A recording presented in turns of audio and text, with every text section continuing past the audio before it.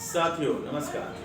पिछले वीडियो में आपने जाना कि संस्था पंजीकरण करने के पश्चात हमको वह दस्तावेज कौन कौन से तैयार करना। आज के वीडियो में हम जानेंगे कि एक संस्था को जो संचालित है और काम कर रही है उसको प्रतिवर्ष वार्षिक दस्तावेज कौन कौन से तैयार करने होते हैं और वार्षिक दस्तावेज तैयार करना अनिवार्य होता है।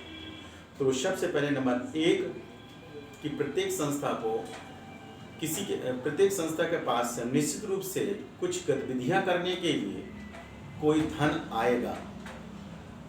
तो कोई धन आएगा, इनकम आएगी, तो वह इनकम आपके मेंबरशिप के रूप में हो सकती है, आपके चंदा के रूप में हो सकती है, आपके दान के रूप में हो सकती है या अनुदान के रूप में। तो निश्चित रूप से सबसे पहले तो दान, चंदा, अनुदान की रसीद प्रतिवर्ष नियमित मेंटेन करना चाहिए, नियमित बनानी चाहिए।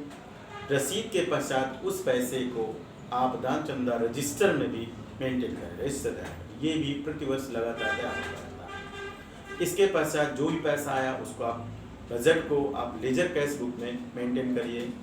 लेजर कैश बुक नहीं तैयार करते हैं तो आप उसको टैली सॉफ्टवेयर में भी तैयार कर सकते हैं। टैली सॉफ्टवेयर में मेंटेन करने के बाद उस बजट को आप संस्था के बैंक खाते में ट्रांसफर करें। ये हो गया। इसके पश्चात आपको प्रतिवर्ष आपकी संस्था में जनरल बॉडी की मीटिंग होनी चाहिए। प्रतिवर्ष आपके संस्था में गवर्निंग बॉडी की मीटिंग होनी चाहिए। तो निश्चित रूप से आपके बायलॉज में जो नियम है कि किस नियम के आधार पर या साल भर में साधारण सभा की बैठक कितनी होगी और प्रबंधकारिणी की बैठक कितनी होगी, तो उस नियम के आधार पर, उस नियमावली के आधार पर आपके वर्ष में उतनी बैठकें होनी चाहिए।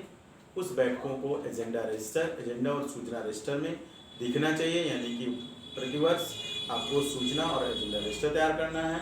सूचना और एजेंडा के आधार पर ही कार्यवाही होगी, बैठकें होंगी तो बैठकों की कार्यवाही रजिस्टर में लिखा होना चाहिए।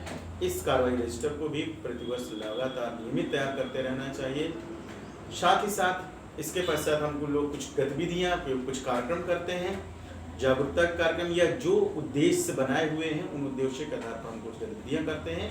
उन गतिविधियों की प्रति गतिविधि की रिपोर्ट भी होनी चाहिए। प्रति गतिविधि के बाद पूरे वर्ष में पूरी गतिविधियों की एक रिपोर्ट, जिसे हम वार्षिक प्रतिवेदन या वार्षिक कार्य योजना रिपोर्ट कहते हैं। तो पूरे वर्ष में प्रत्येक गतिविधि की एक अलग अलग रिपोर्ट होनी चाहिए। इसके पश्चात पूरी गतिविधियों को मिलाकर एक वार्षिक रिपोर्ट तैयार करना चाहिए, ये भी प्रतिवर्ष तैयार होगी।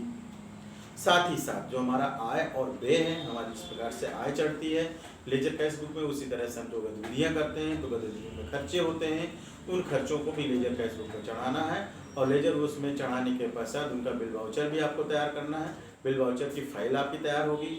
इसके पश्चात पूरा ठीक उसी प्रकार से रख रखाव होगा, जिस तरीके से पैसे आ रहे हैं, इनकम आती है, उसी तरह से एक्सपेंस किए जाते हैं। तो उसका रख रखाव पूरा बिल वाउचर लगाएंगे, बिल वाउचर फाइल तैयार करिए, उसको लेजर कैश बुक में लगाइए, लिखिए, तैयार करिए या उसको टैली सॉफ्टवेयर में डालिए। और चेक से, बैंक के चेक से भुगतान करने का प्रयास करिए। कुछ कैश करिए, कुछ बैंक से करिए। जो ज़्यादा बजट का है वो बैंक से चेक के द्वारा भुगतान करिए, जो छोटे बजट का खर्चा है उससे आप कैश भुगतान कर सकते हैं। तो आपको लेजर कैश बुक कंटिन्यू करनी चाहिए। लेजर बुक की जगह में आप टैली सॉफ्टवेयर कर रहे हैं, टैली सॉफ्टवेयर में भी इनकम एक्सपेंस का डिटेल कंटिन्यू वर्ष पर होते रहना चाहिए। और इसके साथ वर्ष के अंत में उसका एक ऑडिट रिपोर्ट हमको तैयार कराना पड़ता है सीए के द्वारा।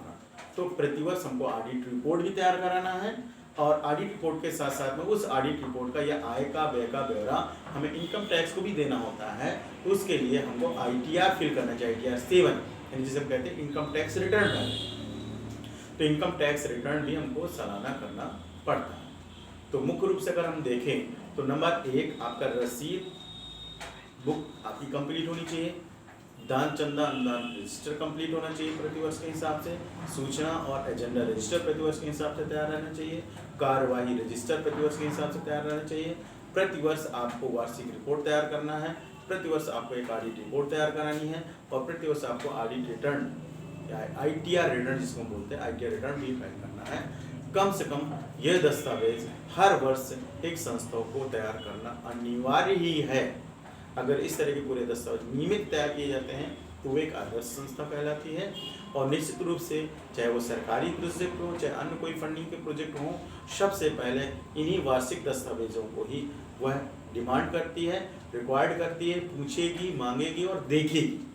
तो केवल बता देना ही पर्याप्त नहीं होगा कि हम लोग ये दस्तावेज तैयार करते हैं, बल्कि धरातल में यानी वास्तविकता में वह दस्तावेज आपको सालाना तैयार करना है। इस तरीके से आज के वीडियो में जाने हैं कि हमें एक संस्था को वार्षिक दस्तावेज या वर्ष भर किस प्रकार के दस्तावेज हमको तैयार करने अनिवार्य होते हैं, और वार्षिक रिपोर्ट के रूप में या वार्षिक दस्तावेज में कौन कौन से अनिवार्य करना जरूरी होता है। धन्यवाद। अगले वीडियो में हम कुछ नया कुछ सीखेंगे। धन्यवाद।